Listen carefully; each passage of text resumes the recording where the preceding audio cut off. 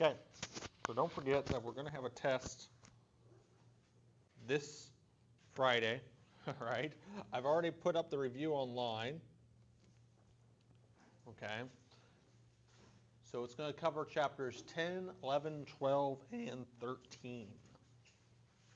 Okay, but this test is going to be a little bit different because instead of having things in separate parts, it kind of all blends together.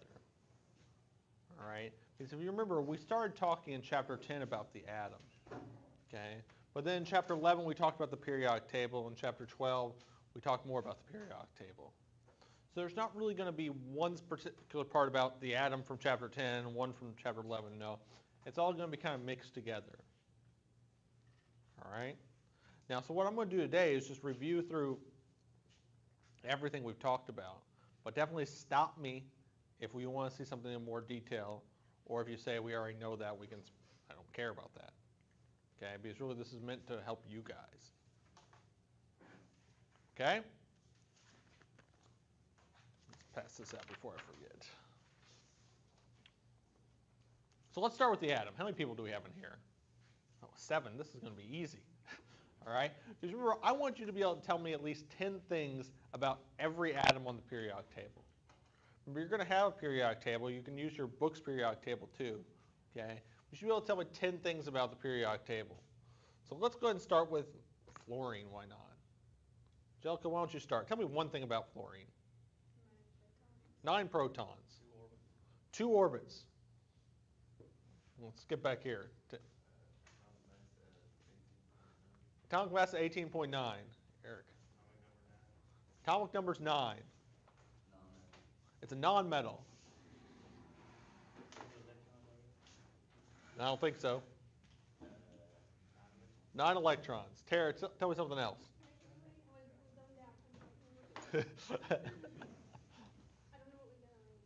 Okay. We said there were 2 orbits. So how do we know there's 2 orbits?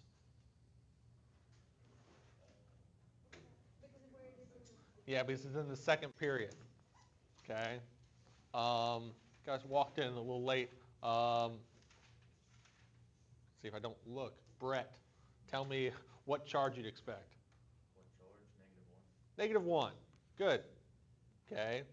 We knew there were 7 valence electrons. How do we know that, Brandon? Because it's in group 7A. Okay. Lauren, it's a nonmetal, so what properties do nonmetals have?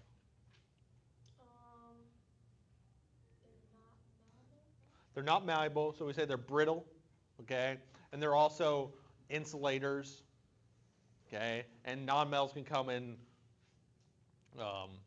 gases, liquids, or solids. Good. Okay. So you should be able to do that for any atom, okay? Any representative atom.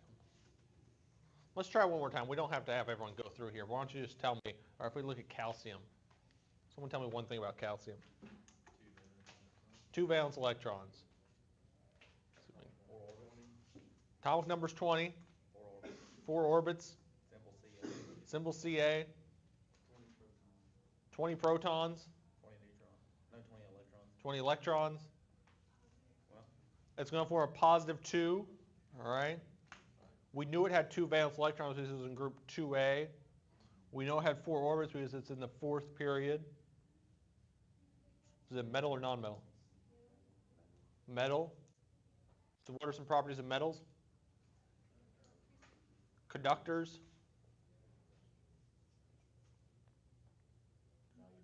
Malleable. Ductile. Okay. Yeah. Okay. Metals, all right, metals are good conductors, non-metals are insulators. Metals are malleable and ductile, meaning they can form in a shape. All right, non-metals are brittle. Okay. Metals are normally all solids, while non-metals come in solids, liquids, and gases. All right? Good. And so that's what I mean, okay? That information we got from chapters 10, 11, and 12. But I'm not going to break it down like that, okay? I'm just going to have you tell me everything. Okay, but if we start back at chapter 10, when we started talking about the atom, we started talking about nuclear reactions and nuclear decay. Okay? Because remember, most atoms are happy just the way they are. Okay? It's kind of personifying atoms a little bit too much, all right? But some atoms are unstable because they have either because they have too many protons or too many neutrons in their nucleus. Okay? So some things like, let's say, astatine, why not? Astatine 21085 is radioactive. And it will naturally have one of three things happen. What are those three things that can happen to a radioactive atom? Yeah, alpha, beta, and gamma decay. Okay? Remember, alpha is when a piece of the nucleus breaks off the size of a helium nucleus. How will we figure out what this new atom is going to be? That's it. Okay? Conservation of mass tells us if we start with a mass number of 210, this is mass number. If we start with a mass number of 210 and an atomic number of 85, then those are the numbers we have to end with. Now, they can be in different places. Okay? In this case, they're in two different places. But so we're going to have 206 and 83. Now we can look on the periodic table and say, what has an atomic number of 83? Bismuth. Okay? Bismuth. Remember, you don't have to have those memorized. And that periodic table in your book, all right, is going to have all the names. So we have bismuth. Now it's just one thing. That's alpha. Beta. What's a beta particle look like? Close. 0, -1. Remember, because a beta particle is just an electron. Okay? But the same way, we still have to have the same numbers. So if I start with a mass number of 210 and I lose nothing, my mass number is still 210. But if I start with 85, lose a -1, yeah, my new atomic number is 86. If I look on the periodic table, that's Rn.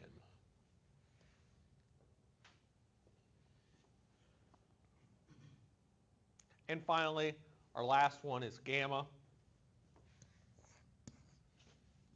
But gamma is just light. Okay, and light doesn't have a mass number, doesn't have an atomic number. So what's the new thing going to be here? Yeah, still the same. Nothing's changed here. It just has a little bit less energy. And remember, these are all natural. Okay? So these just happen on their own. How do we tell how radioactive something is? Half-life. Okay? Because there's a lot of things that are radioactive. If I look at this, technetium is the biggest atom that doesn't have any radioactive isotopes. That means everything past here is radioactive in some form. But not everything is as radioactive as, astatine or uranium. Okay? So to judge how radioactive something is, we use this half-life. Now, I don't think this is right. All right, but let's say astatine has a half-life of 3 minutes. Okay, so we're going to say half-life of astatine is 3 minutes. That's probably wrong, but don't worry about it. Okay, if I start with 200 grams, how much is going to be left after 15 minutes? How am I going to figure that out?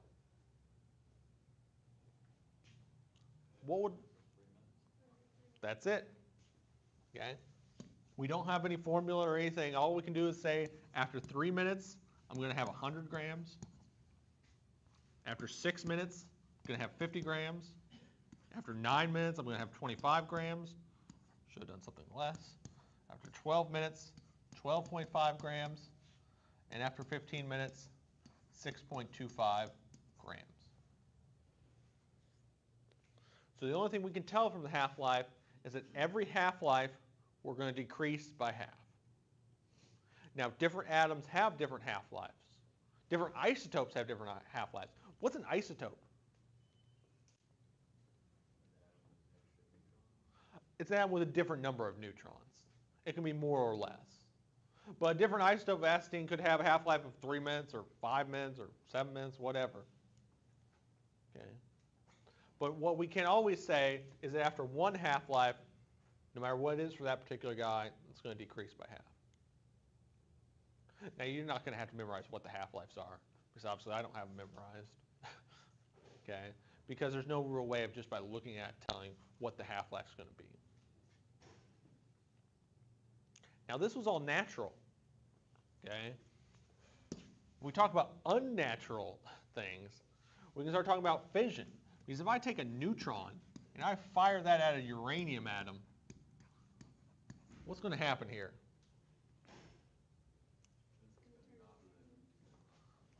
There we go. Okay? Instead of this natural breaking off of a small piece, now we're going to have a couple large chunks. Okay?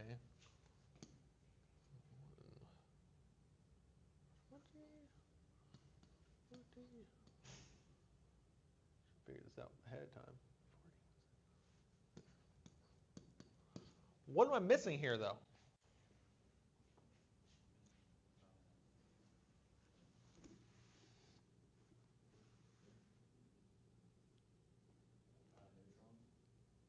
Five neutrons? 6. Yeah, you can't forget this starting neutron here. Because remember, the rules are the same here. We still have to have the same numbers on the left and right. I start with 235. Oh, see, no, that's definitely a 5. Don't worry, the test will definitely be typed out, so you don't have to deal with my handwriting.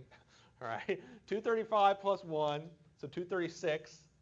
And we end with 110 plus 120, so 230. So we're missing 6 neutrons. Now, if one neutron is going to break one uranium atom, what do you think those other neutrons are going to do? Break 6 more. And they're going to break 36 and keep going and keep going and keep going. Okay? So this is fission. This is the same thing that's happening in nuclear bombs and nuclear reactors. What's the one-word difference between a nuclear bomb and a reactor? Control. Okay? In a bomb, this reaction just happens in the course of half a millisecond. Whereas in a reactor, this happens slowly over the course of years by controlling those release of neutrons. Okay? But both of them have the exact same reaction going on. Now, this is fission, kind of the opposite of fission. It's fusion, where we have two small atoms coming together. So if I have these two small atoms coming together, what are they going to make?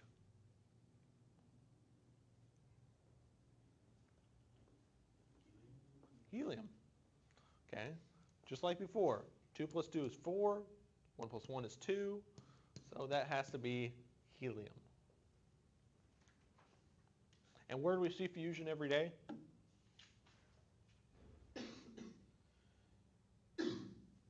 Guess unless you live in a cave. Where do we see fusion every day?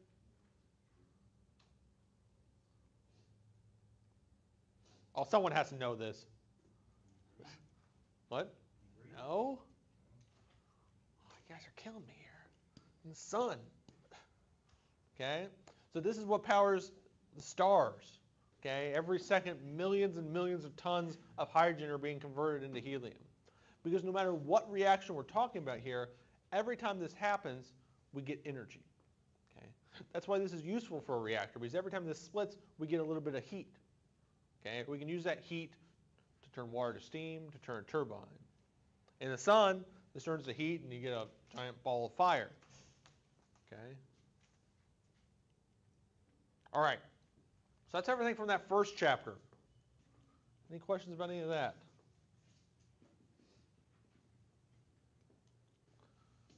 Okay, this second chapter started with classifying matter.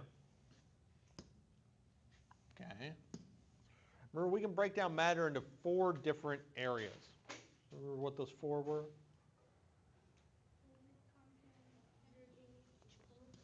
There we go. An element. And what are elements made out of? Atoms. Okay. Elements are made of atoms. Compound. What are compounds made out of? Molecules.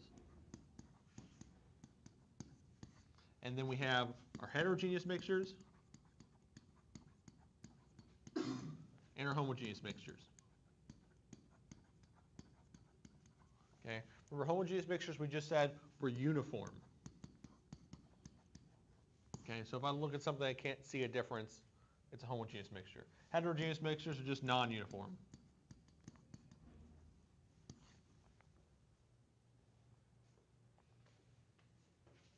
Okay.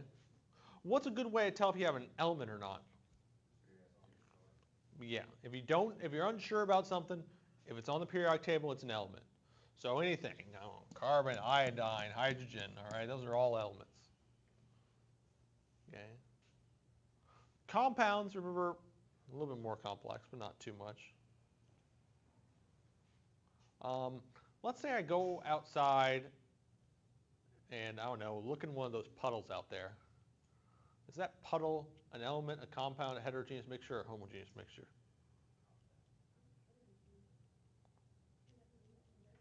Yeah. It's probably heterogeneous because pure water is a compound, right? But come on, who are we kidding? Are you going to go out there and scoop a handful of water out of that puddle and drink it? No. All right, because there's a lot of, I spell puddle, is that right? Sure. All right, because there's a lot of dirt and other junk in that puddle out there in the parking lot. Okay. Now, yeah, see, I wrote that in the wrong place. Trying to confuse you guys. Okay. What would be a homogeneous mixture? Sugar water. Okay. Okay. If I had just a little bit of sugar and add that to water, it still looked like a clear liquid. I wouldn't be able to see those sugar molecules floating around there. So it'd be a homogeneous mixture. Okay. What about, no one brought anything. What about like soda? Dr. Pepper.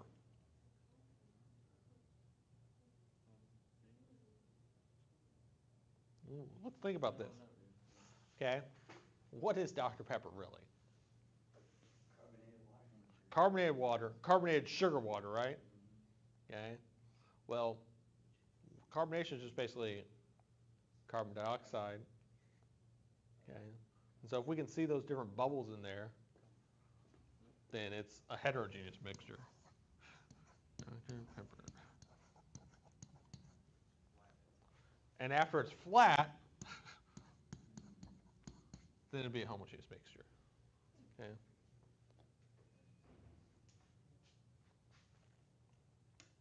And really, to know if something is a compound or not, we've talked about a few of these, but anything that basically can be expressed with a chemical formula is going to be a compound. Okay. So carbon dioxide, carbon monoxide, water, laughing gas, these are all compounds. Okay. Any question? Anything that might confuse you? Can you think of anything you don't know what it is? Okay. Now in this chapter, we also started talking about naming these different compounds we have. Okay. And remember, we had 2 different rules for naming compounds. We had one rule if it was a metal with a nonmetal, which we later learned to be ionic compounds. And we had a different rule if we had non-metal with a non-metal, which we later learned was covalent compound. So what you should be able to do is if I give you the formula, you should be able to give me the name. And if I give you the name, you should be able to give me the formula. Okay. So if I have something like C2O4, what would the name of that be? That's it. Dicarbon tetraoxide.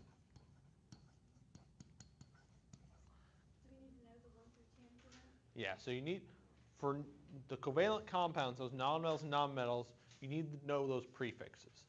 Okay? So remember, it's mono, di, tri, tetra, penta, hexa, hepta, octa, nona, and deca. Now, there's also a table in your book, too, so you don't have to just remember me saying that. Remember, we do have a couple weird rules, though. Okay, if I have something like CCl4, once again, what do I call that?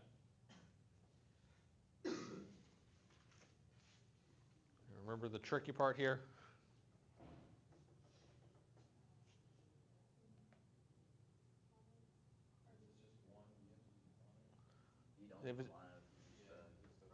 That's it.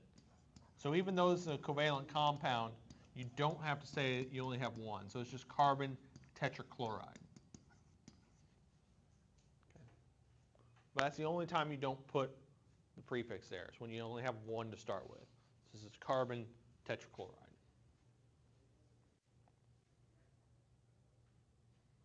But what if I have something like MgO?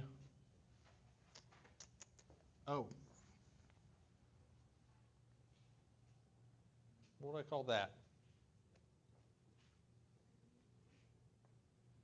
Yeah. Because we have a metal with a non-metal, so we don't have to say how many we have. So this is just magnesium oxide. That's it. Okay? Because for these ionic compounds, the only compound that can form between magnesium and oxygen is this 1-to-1 ratio here. Okay? And remember, there were a couple ways we could figure that out. So if I have something like, let's say, potassium sulfide, how would you figure out what the chemical formula is for potassium sulfide? Okay, so either way, all right, those are the two ways, charges or dots. Okay, so let's do the dots first, why not? How many dots would I put around potassium? One. It's in group 1A, 1 dot. How many dots would I put around sulfur? 6. 1, 2, 3, 4, 5, 6. Okay. So if I have a bunch of potassium and sulfur mixed together, this potassium wants to lose that electron. Sulfur needs a couple. But sulfur still needs one more, so I need one more potassium here. And now we're going to be happy. So it takes 2 potassiums for every 1 sulfur. So potassium sulfide is going to be K2S. Now this is kind of a longer approach, okay? You could also use a charge. Okay? So if I have potassium and sulfur, what charge would you expect on potassium? +1. What charge would you expect on sulfur? -2. Okay? Because remember, no matter what we're talking about here, all these molecules, all these atoms want to have a complete outer orbit. So oxygen needs to gain 1, 2 electrons here. So it's going to be a -2. So that means it's going to take 2 potassium atoms to balance out the 2 sulfur atoms. So no matter which way we do, we still get that potassium sulfide is 2 potassiums for 1 sulfur. Okay? Unless I specifically ask for it, and I probably won't, okay, you can use whichever method you feel more comfortable with. Okay? Good. Now, when we start to talk about bonding for covalent compounds, things get a little bit trickier. Let's say I have N2O. I said before, this is just laughing gas. Okay. What would the name of this be?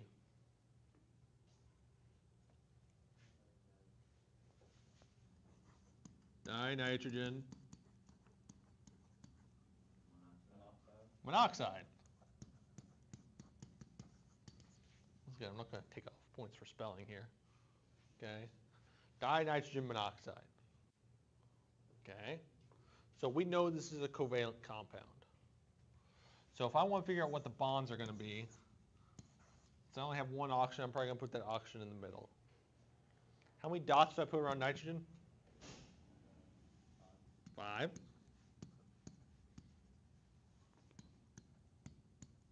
How many dots do I put around oxygen?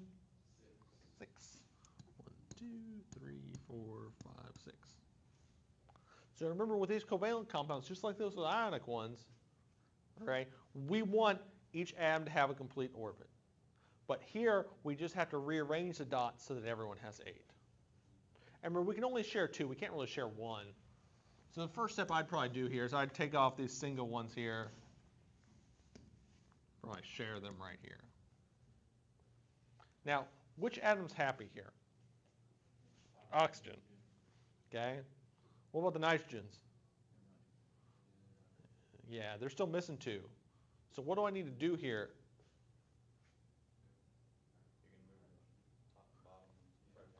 Yeah, because I can move from the oxygen, all right, because the oxygen has 8. Oxygen does not lose anything by sharing, okay? Oxygen still has 8, but now so does this nitrogen. So I have to do the same thing over here, all right? And now if I draw my circles, this nitrogen has 8, this oxygen has 8, and this nitrogen has 8. So remember, every 2 electrons we share, we get a bond. So this is nitrogen with a double bond to oxygen, double bond to this other nitrogen, dot, dot, dot, dot, dot, dot, dot.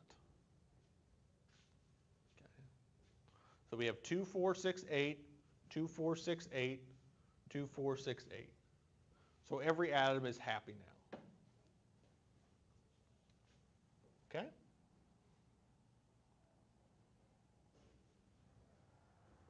Let's see where we are here. Okay. So remember that law of definite proportions also tells us that N2O is always going to be 2 nitrogen for 1 oxygen. Okay. If that ratio changes, we don't have dinitrogen monoxide anymore. We have something different. How will we figure out what the formula mass is for this?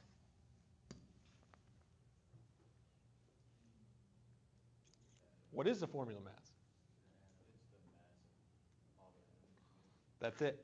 Okay. Formula mass is just the mass of this molecule. Okay. So yeah, we just add up the individual masses. So we have 14 plus 14 plus 16. So this has a formula mass of 44 AMUs, or atomic mass units. Okay. What percentage of this is nitrogen by mass?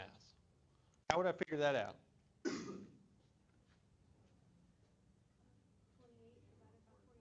That's it. Okay. I have 2 nitrogen atoms with each a mass of 14. My total mass of the whole molecule is 44. And remember, I always have to multiply by 100% to get into a percentage. So what's 28 divided by 44? 63.6.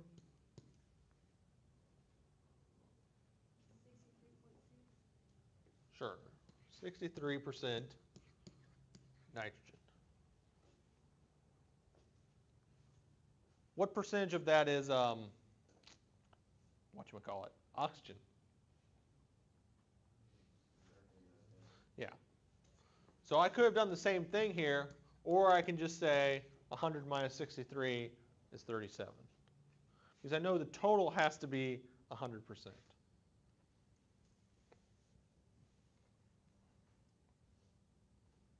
Good? Okay. Let's keep looking here then. Remember conservation of mass? We've seen that over and over again. Conservation of mass, well, you tell me. In a sentence, what's conservation of mass? Can't be created or destroyed, okay? In atomic reactions, that means we're going to have the same mass number and atomic number on the left and right. In chemical reaction, that means we're going to have the same atoms on the left and right. In a practical sense, if I'm in the chemistry lab there and I mix 50 grams of something with 50 grams of something else, that means that reaction, when it's over, no matter what happens, there's going to be 100 grams there.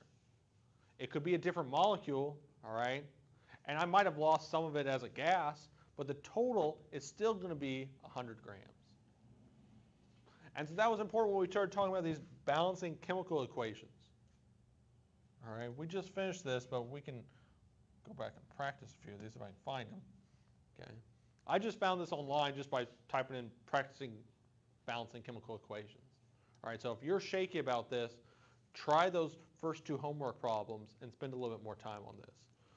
All right, or just look online. I mean, I think this one will even like check your answers if you go through it. All right, but we can do a couple of these. Okay, remember we want the atoms to be the same on the left and right. So let's try, sure, Al2O3. Someone make a weird noise? Okay.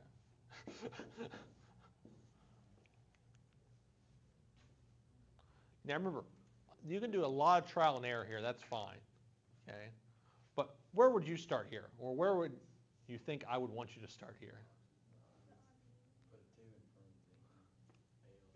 Yeah, because right now I know I can't do anything to this oxygen to get it to equal this oxygen. So I need to put a 2 here. Okay. What do I need in front of here now? A 4. What do I need in front of here? 3. Okay, because I have 2 times 2, 4 aluminums, 4 aluminums. 2 times 3, 6 oxygens. 3 times 2, 6 oxygens. The only kind of tricky thing to remember here is that the subscripts only talk about this one atom here, where the coefficients are really talking about the entire molecule. So when I say I have 2 aluminum oxides, I have 2 of everything in there. Oh, this one's not so bad. P4 plus O2 goes to make P2O5. Where would you start here? Yeah. And now what do I need to do to the left? That's it. And I'm done. I have 4 phosphorus and 10 oxygen on both the left and right. And remember, this test might be a little bit shorter than those other ones, so hopefully you should have time that if you're unsure, all right, well, you can just go through here and count these, all right? I have 4 phosphorus, so let's make a little chart here. 4 phosphorus. 5 times 2, 10 oxygens. 2 times 2, 4 phosphorus. 2 times 5, 10 oxygen. Okay? So I have the same on the left and right, so I know I have the right answer. Let's try one of these that's maybe a little bit more difficult. Number 7. Oh, okay. Sure, why not? That was the one I was going to point out to say, and that's probably way more difficult than anything you'll see. But if we can do this, then... No. I want to see if I can figure out how to write on the board. That's what I'm going to try to do here. Okay. There. All right. Okay. Let's try this. Can everyone see this? You might need to move up a little bit. Okay. Al2, SO43, CaOH2. Ugh. Where do you want to start here? Which one? This one? Okay. What would I put here? A 2. Okay. I put a 2 there. Okay. What do I need to put over here then? 2? A 3, right? Because I have 2 aluminums, 2 times 3, 6 of these OHs. So I need a 3 here. Okay. Ooh. All right. Which means I need to put a 3 here, right? Do I need to do anything else?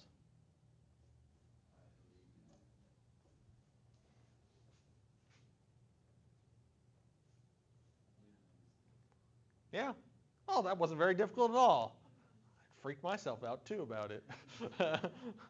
Okay. Yeah. So yeah, go practice more of these if you're still a little unsure. Because I mean, that's the only way to get good at these. All right, just keep practicing. And remember, if I do have a situation like this one where I have these OHs and they stay the same on the left and right, I can just treat this as one unit. I don't have to individually count all the oxygens and hydrogens here. I can just say, well, I have 2 here and 3 here. All right. Same thing with these SO4s. And remember, if we have something like an acid or a base, the same rules apply, all right? So like an acid like hydrochloric acid, it's going to combine with water, and every acid is going to produce H3O plus something else. But we still have to balance it the same way, so we have the same atoms on the left and right. So what do I need to do here?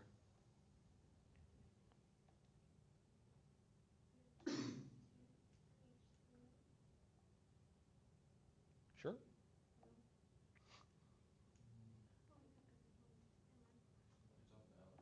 It's already balanced. Okay? And that can happen. All right? Some things might already be balanced. This one is good the way it is. Okay? So this is an acid because it has this H3O plus acid. And what do bases all have in common?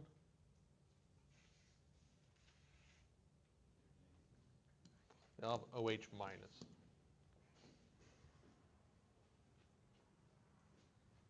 Okay. So I think that is all what I wanted to review. Oh, I already passed that around. Good. Now we still have a ton of time. So is there anything you guys want to go over in more detail?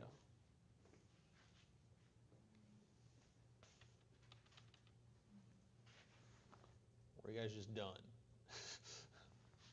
You know everything.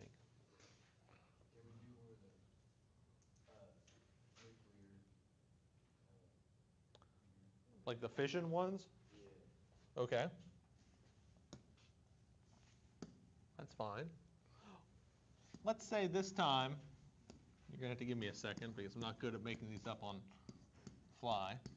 35, 82, uranium.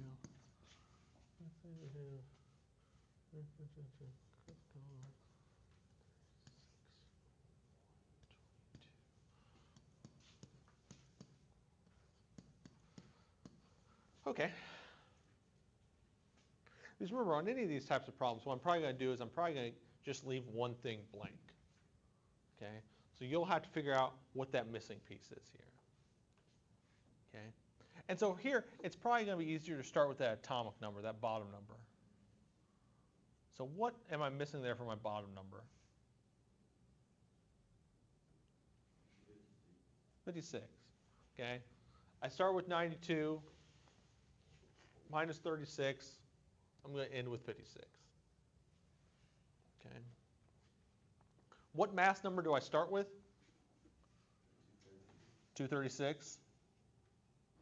And what do I have total on the right? 127. Okay. So 236 minus 127. Anyone with the calculator want to help me out there?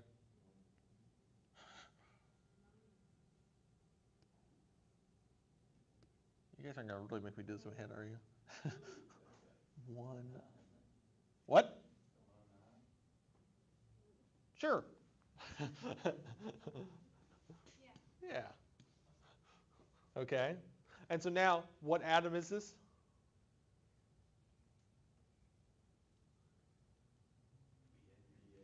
Barium. That's it. Okay. So remember, with fission, I mean, what we're most likely going to have are 2 medium-sized atoms coming off, and then some number of neutrons. Okay, what if we have, we can do one more of these. Remember, hydrogen fusion isn't the only type of fusion we can have. We could also have helium combining with something to make lithium, theoretically. What am I missing here?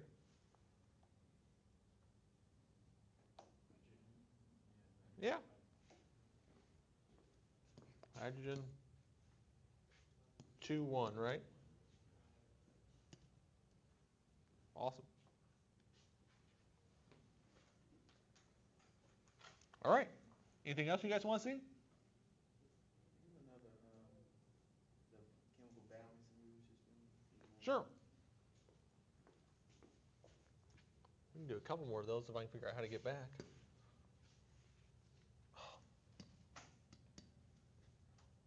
Son of a bitch. Failure. All right, there we go. And so if I switch over here and do that. Yeah, all right. Let's try this one. This one's not bad.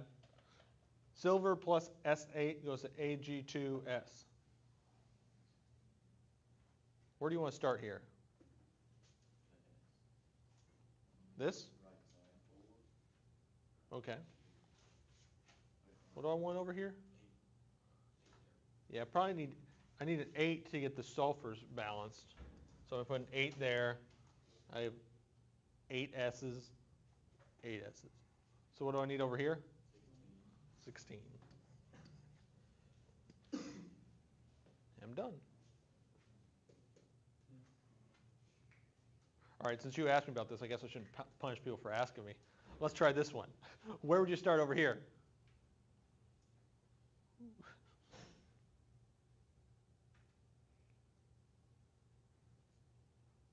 Well, what's the only thing that's not balanced right now? The oxygen, okay? Well, I can't really do anything over here, right? So I need to do something over this side. And so I'm going to start with the lowest thing I can do, which is just put 2 here, okay? So if I put 2 here, what do I need here now?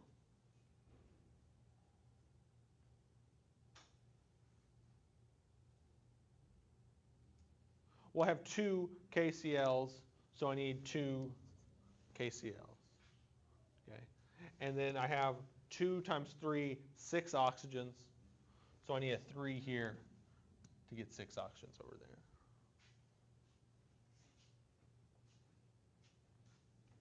Now, like I said, in the homework, I think number 1 and 2 are balancing chemical equations, and number 1 has all the answers to it. And I'm pretty sure this website, if you plug this in, it'll give you the answers too. Yeah. And that's all I did. I just searched balancing chemical equation practice, and this is like the 3rd thing that came up. Okay. If you guys do have any more questions, I mean, feel free to come talk to me after class, all right? And we can go over some stuff. All right?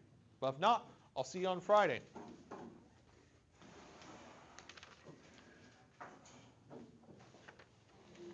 And really, if you get stuck on these, I mean, the good thing to do is just to like start counting out things, okay? So just to like make a chart underneath that just says, okay, here.